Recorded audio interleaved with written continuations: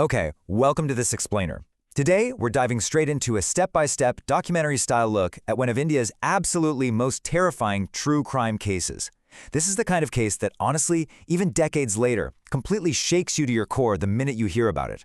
We're heading back to Delhi to the year 1995 to unpack a crime that sent absolute shockwaves across the entire country. We're going to examine exactly how this tragedy unfolded step by step, who the accused was, and how this single horrifying event fundamentally changed a nation. The 1995 Delhi case that shook the nation's conscience. This wasn't just your standard localized tragedy. No, this was a massive stop-you-in-your-tracks kind of event that literally forced an entire society to look hard at the darkness hiding behind closed doors. We're talking about the infamous Tandoor Murder Case. It's the chilling story of a completely normal life that just spiraled into unimaginable brutality. Part 1. India's most horrifying case, the background. Part 2. A marriage turned toxic. Facade versus reality. Okay, let's dive into this. To truly get a grip on how this nightmare happened, we have to look closely at the victim, Naina Sahni, and her husband, Sushil Sharma. Now, Naina was a well-educated woman living right there in Delhi. And honestly, from the outside looking in, she was living a totally normal life. Dreams, hopes, and everyday routine, the whole shebang. People just saw this educated woman in what looked like a completely normal marriage, married to a husband who happened to have a political background. That's the outside view. But the inside reality? Absolutely toxic. Sushil Sharma had this deeply possessive nature. He was just consumed by doubt and suspicion, constantly wanting total control over Naina. We're not talking about minor relationship squabbles here. This was an intense, suffocating environment of jealousy that was making her everyday life incredibly unsafe. Moving on to Part 3, The Escalation and Crime, July 2, 1995. So as you can probably guess, that unchecked possessiveness didn't just stay as quiet suspicion.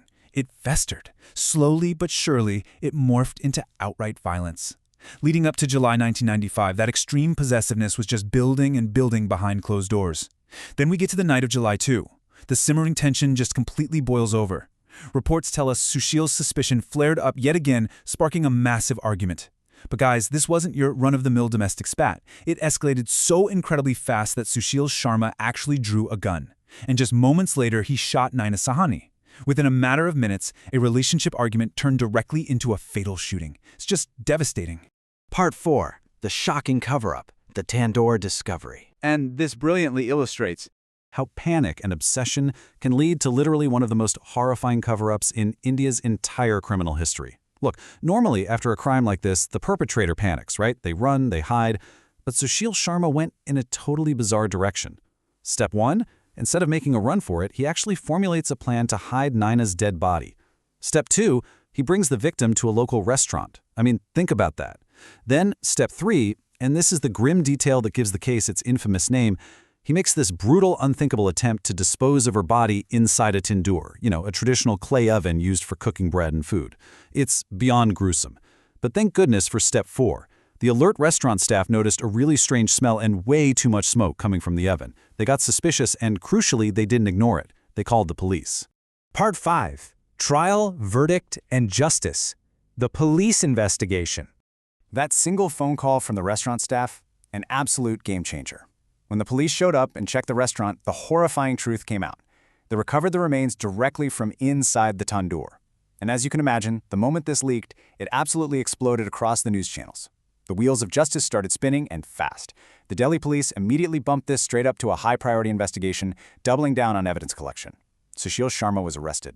Meanwhile, this case is going massively viral in the media, and the public is rightfully outraged. I mean, the brutality had just crossed every conceivable limit. But inside the courtroom, it's all about the facts, right? And despite a long trial, the evidence here was rock solid. Witness statements, airtight forensic reports, it all confirmed exactly what happened, ultimately leading the court to hand down a guilty verdict. Ultimately, this whole ordeal drove home one very clear message. Even with a powerful background, crimes will face punishment. This conviction became a huge symbol in India's criminal history. It proved that it doesn't matter who you are or what political connections you might hold, the law stands firm. The evidence spoke for Naina Sahni, and justice was served.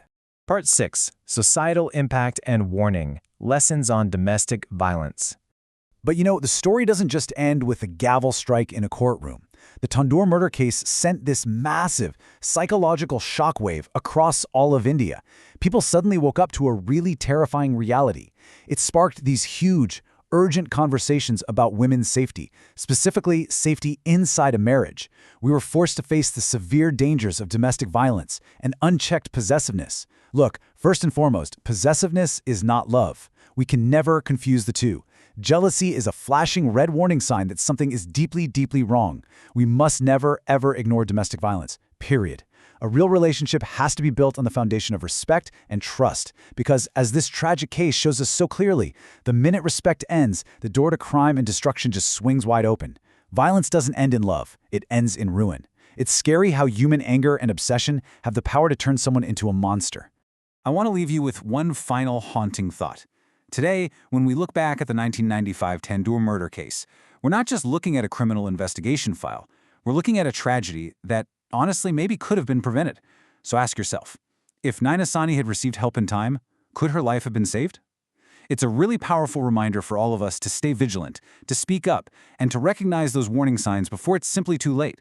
Thanks so much for joining me for this explainer. Keep learning, keep questioning, and please stay safe out there.